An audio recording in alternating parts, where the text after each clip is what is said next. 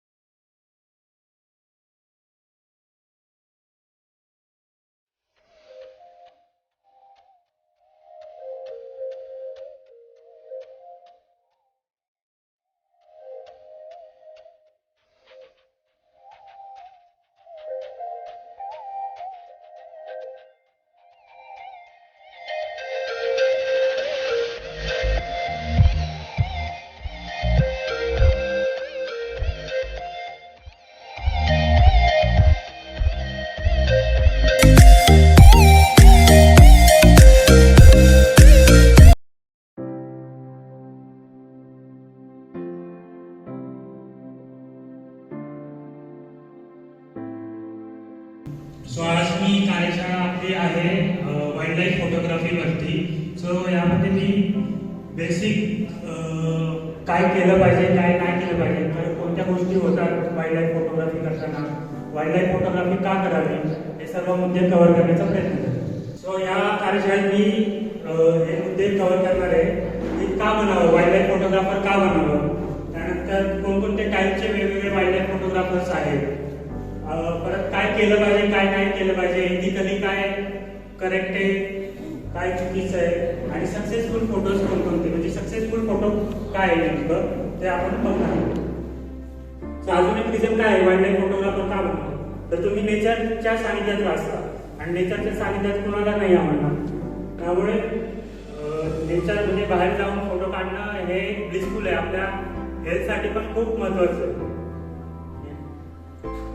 अजून एक रिझन आहे की इट इज इझिली ऍक्सेसिबल, म्हणजे वाईल्ड लाईफ तुम्ही घराच्या बाहेर किंवा घरात सुद्धा आपल्या ज्या काही पाली झुरळ आहेत ते वाईल्ड लाईफच, ते आपण म्हणजे पाळायला नसतात, डोमेस्टिक नाही आहे, ते वाईल्ड लाईफच आहे आणि इझिली ऍक्सेसिबल आहे. म्हणजे आणि जुन्नरकरांना काय सांगायचं, म्हणजे तुम्ही तर शेतात बिबट्या वगैरे पाळले, त्यामुळे तुमच्यासाठी तर इझिली ऍक्सेसिबल आहे. तसंच हा फोटो मी जेव्हा बँगलोरला होतो इन्स्टिट्यूटमध्ये तेव्हा काढला होता. सो हे जे व्हाईट कलरचं दिसतंय तो एक बल्ब आहे, स्ट्रीट लाईट आहे, आणि मी तो त्या ठिकाणी म्हणजे हे जे वटवाघूळ आहेत ते स्ट्रीट लाईट वरती आपले किडे येतात, ते किड्यांना खायला आपले इन्सेक्टिव्हरस बॅग्स येतात. सो ते मी एक महिनाभर ऑब्झर्व केलं होतं. त्यानंतर जवळजवळ रात्री उशिरा रस्त्याच्यामध्ये 2 तास थांबून हा फोटो मला काढला, म्हणजे 150 फोटो नंतर मला हा फोटो मिळाला आणि शेवटी या फोटोला एक प्राईज मिळालं. कॉन्फिडेंट आहे माणसं, जो मी दिवाशंकरला रोज गेट झाला होता तो पाहिला होता आणि याला पण एक आवड मिळाला होता पंचराष्ट्रीय इंडियामध्ये. आता वेगवेगळे वाईल्ड लाईफ फोटोग्राफर कोणकोणते आहेत, जे बरेच जणांना आजकाल फोटोग्राफी आवडते आणि त्यातल्या त्यात वाईल्ड लाईफ फोटोग्राफी बऱ्याच जणांना आवडते. ज्यांचे कोणकोणते प्रकार आहेत ते एकंदरीत एक सांगतो. पहिला आहे तो एक नागपूरचा कार्टूनिस्ट आहे, त्यांनी ग्रीन रूमर म्हणून त्याची साईड आहे, तर त्यांनी हे टेम्पलेट बनवले. तो पहिला आहे पॅन्थेरा, प्लस पॅन्थेरा, म्हणजे असे फोटोग्राफर जे ना फक्त वाघाचा फोटो काढायचे. म्हणजे इंडियामध्ये सर्वात जास्त फोटो काढलेला ॲनिमल जर असेल तर तो वाघ आहे, आणि तो म्हणजे त्या फोटोग्राफर्सना बाकी कोणताही ॲनिमल असेल जो एंडेंजर असेल किंवा संकटात असेल, म्हणजे कमी असेल त्यांची संख्या, त्यांच्यात काही रस नसतो, त्यांना फक्त वाघाचेच फोटो काढायचे असतात. त्यामुळे तो एक प्रकार आहे. अजून एक फोटोग्राफर असतात वाईल्ड लाईफ जे ओव्हरलोड घेऊन जातात, म्हणजे आपल्यासोबत जे काय आहे ट्रायपॉड फ्लॅशलाईट हे सगळं घेऊन एकत्र जमलं जातात, पण ते करणं चुकीचं एक प्रकारे. तुम्हाला जे जे लागणार आहे जे वापरणार आहात तेच घेऊन जाण्यात अर्थ आहे. अजून एक टाईप आहे फोटोग्राफरचा की क्लिकिका, म्हणजे जे दिसेल त्याचा फोटो काढणं, म्हणजे दगड दिसला तरी फोटो काढणं, जे जे दिसेल आकाश दिसतं पण त्यात पण सो ते या ठिकाणी दाखवण्याचा प्रयत्न. नेक्स्ट अजून एक आहे मायक्रोमस हर्बिस्टिस, म्हणजे जे हर्पेटोलॉजी म्हणजे ॲम्फिबियस किंवा साप जे असतात आपले किंवा बेडूक त्यांचे फोटो काढणे, आणि ते पण मायक्रो म्हणजे एकदम क्लोजअप फोटो हवा असतो त्यांना, पण ते करणं पण चुकीचं आहे. सो हा एक प्रकार आहे. अजून एक बर्डचे एकदम जवळून फोटो काढणे, म्हणजे काही काही लोकांना तो बर्डचा हॅबिटॅट न दाखवता फक्त ते बर्डचे एकूण एक फेदर दिसले पाहिजे अशा हिशोबाने फक्त ते फोटोग्राफी करतात, आणि ते त्याचं कारण म्हणजे फेसबुकवर आपल्याला लाईक मिळाले, शार्प फोटो. सो तसं न करता त्या बर्डचा हॅबिटॅट एकंदरीत तो कुठे राहतो काय तसं दाखवणं गरजेचं आहे. अनअवेअर ऑफ बुलेट्स, म्हणजे असे फोटोग्राफर ज्यांना माहितीच नसतं की म्हणजे सब्जेक्ट आपला किती महत्वाचा आहे, म्हणजे सब्जेक्ट कोणता आहे. जसं की इथे त्यांनी सांगितलं की हा व्यक्ती जो आहे फोटोग्राफर हा पूर्ण वर्षभर थांबला, हा पक्षी उडेल या आशेने, पण हा पक्षी उडतच नाही. त्यामुळे तुम्ही जो काही सब्जेक्ट चा फोटोग्राफी करणार आहात त्याचा पहिला अभ्यास करून जावा. जसं की लॅपिंग आपली टिटवी जी असते, टिटवीला तुम्ही कधी झाडावर पाहिलंय का? सो झाडावर बसलेला टिटवीचा फोटो तुम्ही कधीच काढू नाही शकणार, कारण ती टिटवी झाडावर कधीच बसत नाही. त्यामुळे तुम्ही अवेअर असलं पाहिजे सबजेक्ट बघा. त्यानंतर येतात की फ्लॅश, म्हणजे कंटिन्युअस फ्लॅश वापरत राहणं बंबाटे, त्यामुळे वाईल्ड लाईफला डिरेक्टली अफेक्ट होऊ शकतो. त्यामुळे हा एक टाईप आहे जो कंटिन्युअस फ्लॅश मारतो. अजून एक आहे फोटोग्राफरचा टाईप, जे की वाईल्ड लाईफमध्ये न जाता घरीच बसून फोटोशॉपवरती एडिट करतात.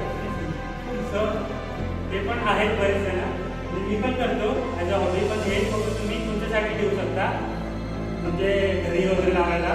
तुम्ही असं स्पर्धेमध्ये वगैरे नाही देऊ. अजून एक टाईप आहे स्नेकेला, म्हणजे जे आय लेवलसाठी, म्हणजे आय लेवल फोटोग्राफी घेण्यासाठी जमिनीवर झोपतं कंटिन्युअस आणि तसे फोटो काढण्याचा प्रयत्न करतो. सो हा एक टाईप आहे फोटोग्राफी. आणि अजून एक आहे परफेक्ट कामगिरी, म्हणजे असे फोटोग्राफर जे परफेक्ट, म्हणजे निसर्गातच त्यांना फोटो काढलेले चालतात किंवा हँडलिंग नाही चालत. सो तसे फोटोग्राफर येतात परफेक्ट काम. आणि लास्ट टाईप आहे जो सर्व इथिक्स पाळून, वाईल्ड लाईफचा रिस्पेक्ट करून, नेचरचा रिस्पेक्ट करून जो फोटोग्राफर फोटोग्राफी करतो तो हा एथिकॅलिस रेअरस, म्हणजे हे खूप रेअर आहे. ठीक आहे. सो आता आपण पाहणार आहोत की काय नाही केलं पाहिजे. एथिकली वाईल्ड लाईफ फोटोग्राफी करताना तुम्ही काय नाही केलं पाहिजे. त्यातलं सर्वात मेन इश्यू कोणते आहेत? सर्वात पहिला इश्यू आहे क्राउडिंग. म्हणजे जे काही वाईल्ड लाईफ सँच्युरी किंवा नॅशनल पार्क मध्ये तुम्ही जेव्हा जातात जेव्हा टायगर दिसतो तर त्या आजूबाजूला पूर्ण जीप, म्हणजे त्यांचा लगेच फोन कॉल होतो की इथे दिसलाय, सायटिंग आहे. आणि मग जवळजवळ 50 जीप त्या टायगरच्या बाजूला बसतात.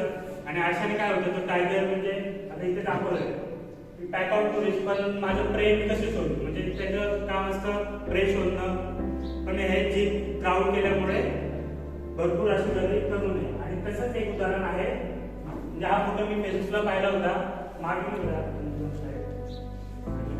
सो हा सरडा आहे, फॅन प्रोटेक्ट लिझार्ड म्हणतात त्याला. त्याच्या मेन नर असतो, नराच्या गळ्याला असा फॅन असतो, तो दाखवून तो त्याच्या मादीला अट्रॅक्ट करण्याचा प्रयत्न करतो. सो पुण्यामध्ये एक ठिकाणी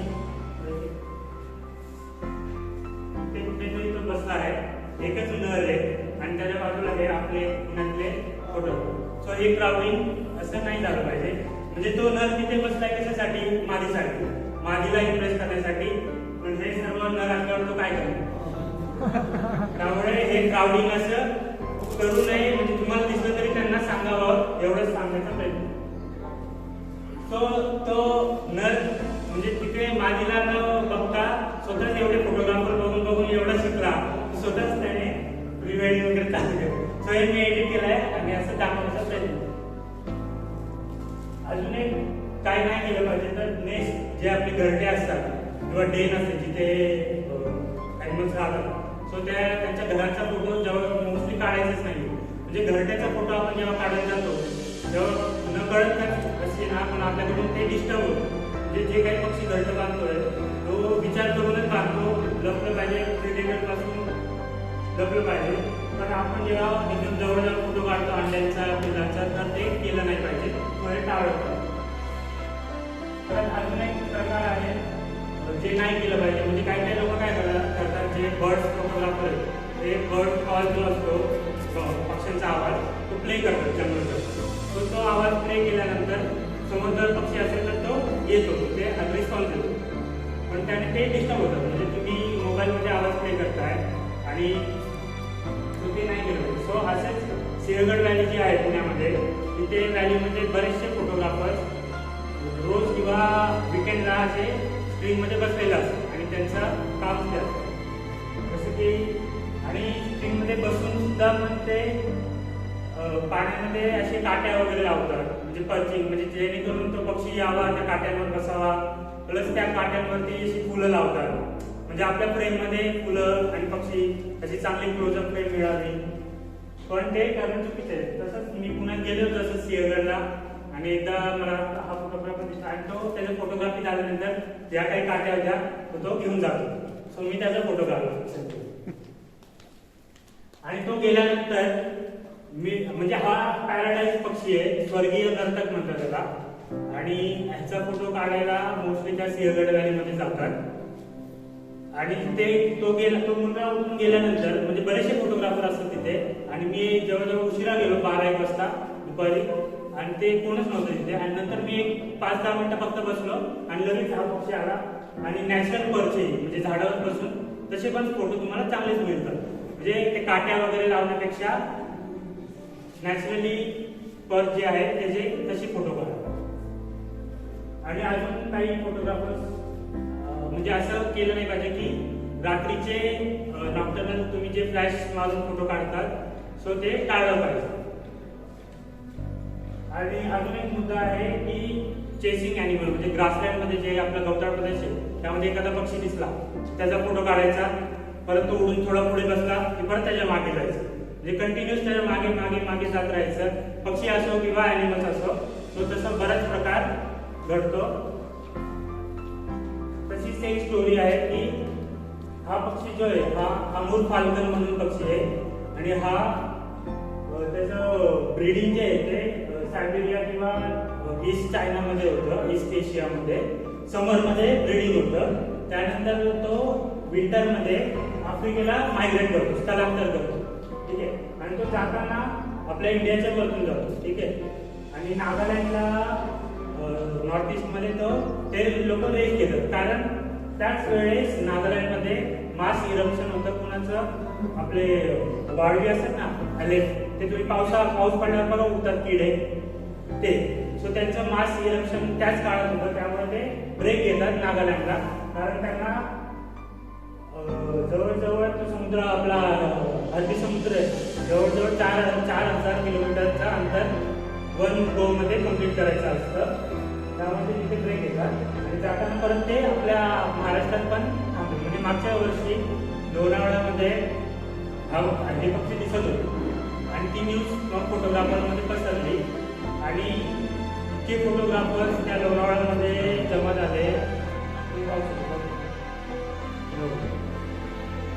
तो पक्षी तिथे बसलाय आणि त्याला आता इथून पुढे लोणावळा म्हणजे अरबी समुद्र पार करून आफ्रिकेपर्यंत जायचं आहे.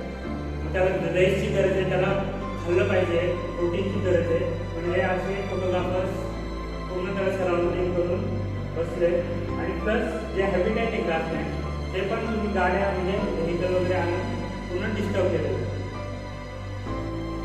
त्यानंतर काय नाही केलं पाहिजे तर हँडलिंग म्हणजे काही लोक जे सरकार म्हणजे मी रेस्क्यू केला आहे तर मग मी फोटो काढून पाठवतो. सो तुम्ही काढा फोटो पण हँडलिंग कंटिन्यू केलं नाही पाहिजे, ते पण चुकीचं. नेक्स्ट आपला टॉपिक आहे सक्सेसफुल फोटो. म्हणजे आता एस्थेटिक फोटो काढणं ठीक आहे, म्हणजे एखाद्या पक्षीचा नॉर्मल सिंपल फोटो चांगला दिसतोय वगैरे. पण वाईल्ड लाईफ फोटोग्राफर किंवा कन्झर्वेशन फोटोग्राफरनी काय केलं पाहिजे एक्झॅक्टली की सक्सेसफुल फोटो कोणते म्हणजे असे फोटो ज्याने एक स्टोरी म्हणजे फोटोग्राफी काय आहे तर तुम्ही 2 पानांचा लेख लिहिला आणि त्याच जागी एक फोटो दाखवला तर तुम्हाला तो लेख लक्षात ठेवण्यापेक्षा एक फोटो बघूनच तुम्हाला ती स्टोरी कळली पाहिजे. आणि तो लेख तुम्ही 1-2 महिन्यांनी विसरून पण जाल पण तो जो फोटो आहे तो तुमच्या कायम लक्षात राहणार आहे आणि त्याला सक्सेसफुल फोटो असं म्हणतात. जसं की हा फोटो तो हा तोच भीमाशंकरला उलमांजरचा रोड किड होता आणि मला पाठवला तो बोट दिसला त्यामुळे मग ती प्रिंट घेतली चुका ध्यान गईच्या. नेक्स्ट हा एक फोटो तुम्ही पाहिला असेल कधी ना कधी. सो हा हे समुद्री घोडा म्हणतात त्याला आणि हा युजली टेअरमध्ये असतात. सो हा नर आणि मादी असे जवळजवळच असतात आणि त्याला नर न मिळाल्यामुळे जे इयरबड आपण कानात वापरून टाकून देतो समुद्रावर सो त्याला त्यांनी एंटँगल केलंय. सो हा खूप टचिंग फोटो आहे, हा खूप सक्सेसफुल फोटो आहे आणि हा जो फोटोग्राफर आहे हा म्हणजे वाईल्ड लाईफ फोटोग्राफर नव्हता, नॉर्मल तो आवड म्हणून करायचा आणि नॉर्मल त्याने गोप्रोने आणि ह्याच्यामध्ये काहीच फ्रेम नाहीये काहीच नाही पण हा खूप टचिंग फोटो म्हणजे तुम्ही बघितला आपण इझिली ते वापरतो टाकून देतो कचऱ्याच्या डब्यात पण ते कुठे ना कुठे शेवटी जाऊन समुद्रात मिळत आहे आणि ह्याला फिमेल नाईक मिळाली आहे आणि तो ह्याला एंटायगर केलाय. सो हा एक सक्सेसफुल फोटो पूर्ण स्टोरी सांगून जातो. तसंच हा इंडियन फोटोग्राफर आहे, ह्याला अवॉर्ड मिळाला आहे. सो जे ॲनिमल आणि वाईल्ड लाईफ कॉन्फ्लिक्ट आहे त्यामध्ये हा फोटो त्याला मिळाला. सो शेवटची स्लाइड होती ही. सो हे सक्सेसफुल फोटो म्हणून आहे. म्हणजे फोटोग्राफी वाईल्ड लाईफ फोटोग्राफी करताना नॉर्मल नुसते एस्थेटिक फोटो न काढता असा फोटो काढण्याचा प्रयत्न करा की जे स्टोरी सांगू शकेल, एखादं मेसेज देऊ शकेल, संदेश देऊ शकेल, तो असा फोटो काढायचा. सो ठीक आहे, एवढंच मला इथे बोलण्याची संधी दिली त्याबद्दल धन्यवाद.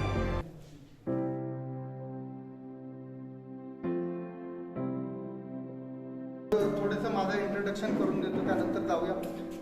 मी गेली 28 वर्ष वृत्तपत्रकाचं काम करतो.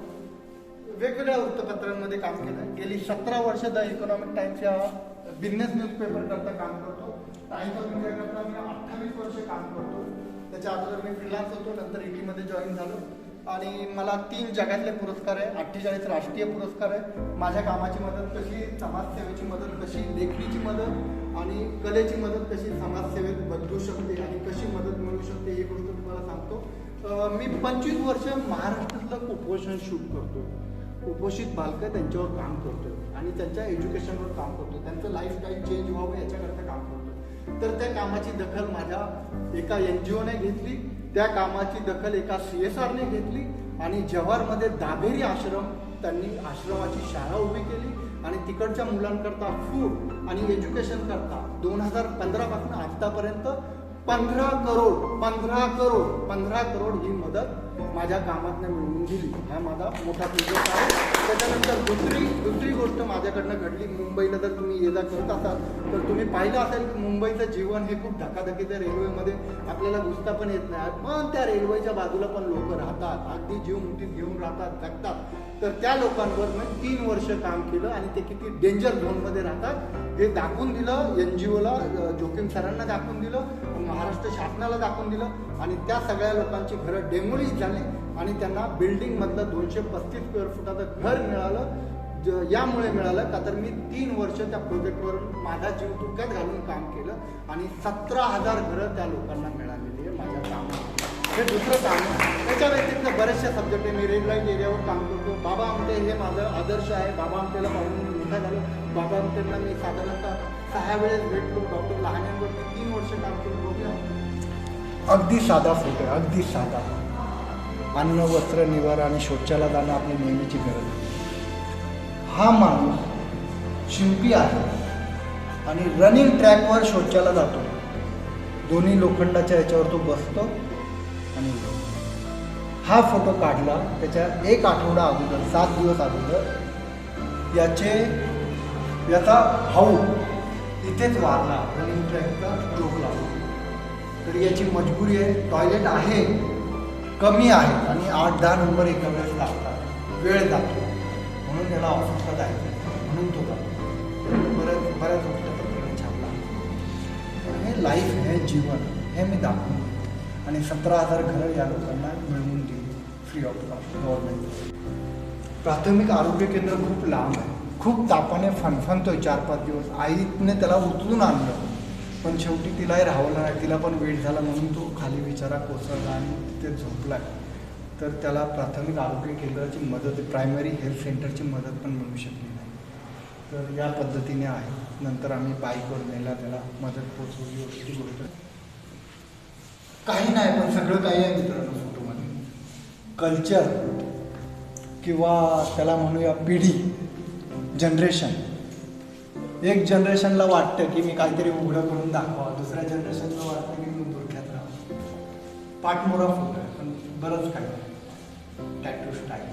ओके, नेक्स्ट मित्रांनो, ह्या फोटोने मला तर प्राईज मिळालं पण एका रांगोळी कलाकारला प्राईज मिळालं. त्याने तेव्हाची श्री आणि आत्ताची श्री दाखवली आणि त्याचा रांगोळीचा फोटो इंटरनॅशनल कॉन्टेस्टमध्ये पाठवला, त्यालाही प्राईज मिळालं. तो सडनली मला भेटायला आला आणि म्हणतो तुमच्यामुळे मला प्राईज मिळालं. कसं मिळालं तर त्यांनीही मला स्टोरी सांगितली की असा फोटो लोक माझं काम खूप फॉलो करतात. मला चेहऱ्याने जरी ओळखत नसलं तरी जगामध्ये माझं काम फॉलो करणारे लोक आहेत. खूप ही हिंमत तुमच्यात असायला हवी. तलवार घेऊन पळतोय, मॉब येतोय तरी तुम्हाला ते गट्स असायला हवेत. आणि इंटरनॅशनल फोटोग्राफरमध्ये इंडियन फोटोग्राफरपेक्षा जास्त गट्स असतात, कारण त्यांना त्या दर्जाची ट्रेनिंग मिळते. पहिले फोटोग्राफी चुकणं सुरू झाली माहिती आहे का तुम्हाला? वॉरपासूनच सुरू झाली. पहिले चित्रकारांना वॉर कव्हर करायला पाठवायचे. चित्रकार जायचे ऑन लोकेशन, एडिटर तिकडे पाठवायचा आणि ते वॉरचे स्केचिंग करायचे आणि ते स्केच वृत्तपत्रात छापले जायचे. आणि त्यानंतर जेव्हा कॅमेऱ्याचा शोध लागला तेव्हा वॉर फोटोग्राफर निर्माण झाला. तेव्हा तो एक बॉक्स छोटासा कॅमेरा होता, ते वॉर फोटोग्राफर वापरायचे. वन्यजीव अभ्यासक व छायाचित्रकार माननीय श्री निखिलजी मोरे सर आणि प्रसिद्ध वृत्तपत्रक छायाचित्रकार माननीय डॉक्टर श्री नितीनजी सोनवणे सर, आज या दोन व्यक्तींचे देखील खूप मोलाचे मार्गदर्शन मिळाले. आपल्या शिवजन्मभूमी जुन्नर तालुक्यात प्रथमतः भव्य छायाचित्र प्रदर्शन भरवण्यात आले. तर हे भरवण्यामागचा नक्की हेतू काय आहे हे आपण या जे कोण कार्यक्रमाचे जे कोण ऑर्गनायझर आहेत, हे जे कोण तरुण आहेत त्यांच्याकडून आपण जाणून घेऊयात. यामागचा हेतू असा आहे आमचा की सह्याद्री वाईल्ड लाईफ ही जी आमची टीम आहे, तर सर्वांना वाटलं की आम्ही थोडंफार इकडे तिकडे भटकत असतो. तर जुन्नरमध्ये खूप सारी लोक आहेत की त्यांना प्रॉपर जुन्नरमधली ठिकाणं माहिती नाही. उदाहरणार्थ मागे मी पद्मावती तलावाचा फोटो टाकला होता, तर जुन्नरच्याच लोकांचे मला मेसेज आले की हे नक्की आहे का? आणि मला हे खूप म्हणजे लाजिरवाणं वाटलं की जुन्नरच्याच लोकांना जर इतक्या जवळची आपली वास्तू माहिती नाही आहे, तर आपण हा असा काहीतरी प्रोग्राम एकदा अरेंज करूया. तर फोटोग्राफी डे 19 ऑगस्ट ते 31 मार्च या दिवसांमध्ये आम्ही फोटोग्राफीचं कॉम्पिटिशन घेतली आणि 4 तारखेला एक्झिबिशन हे जे आहे ते एक्झिबिशन भरवलं. तर एक्झिबिशन भरवण्याचं कारण असं की जुन्नरमध्ये खूप काही ऐतिहासिक वास्तू आहेत, पर्यटन स्थळं आहेत. नुकताच आपण जुन्नर तालुका पर्यटन स्थळ म्हणून घोषित केलेलं आहे. तर सर्वांना म्हणजे जुन्नरमध्येच नाही, महाराष्ट्रातच नाही तर भारताच्याही बाहेर जुन्नर तालुक्यामध्ये नक्की काय काय आहे हे थोडक्यात सगळ्या लोकांना समजवावं यासाठी आम्ही ह्याचं सारं काही नियोजन केलेलं आहे. खऱ्या अर्थानं आज आपण जी शिवजन्मभूमी माझ्या नजरेतून ही भव्य अशी फोटोग्राफी स्पर्धा या ठिकाणी आपण आयोजित केली होती. या फोटोग्राफी स्पर्धेचा मूळ हेतू असा आहे की जो जुन्नर तालुक्यातील व जुन्नर तालुक्याबाहेर राहणारा जो फोटोग्राफर आहे त्यांनी त्याच्या नजरेतून हा जुन्नर तालुका कसा पाहिला आणि कशा प्रकारे प्रदर्शित केला हा यामागचा मूळ हेतू आहे. त्याचप्रमाणे आपला हा जुन्नर तालुका 21 मार्च 2018 रोजी पर्यटन तालुका म्हणून पूर्ण महाराष्ट्रात घोषित करण्यात आला आहे. आणि याच्याच अनुषंगानं आपल्या जुन्नर तालुक्यातील विविध अशी पर्यटन स्थळं आहेत जे की लोकांच्या नजरेआड आहेत. त्या पर्यटन स्थळांना आपल्याला दृष्टिक्षेपात आणण्यासाठी आपण या छोट्याशा कार्यक्रमातून या संकल्पनेतून आपण या कार्यक्रमाचं नियोजन केलं. जसं आम्ही शिवजन्मभूमी माझ्या नजरेतून हे जे या नावाने जे स्पर्धकांकडून फोटोज घेतलेले आहेत, तर प्रत्येक तालुक्याने आपला तालुका त्यांच्या नजरेतनं काय आहे हे जर सांगितलं तर पर्यटकांना खूप सोपं जाईल की आपण नक्की कोणत्या कोणत्या वास्तू फिरला पाहिजे.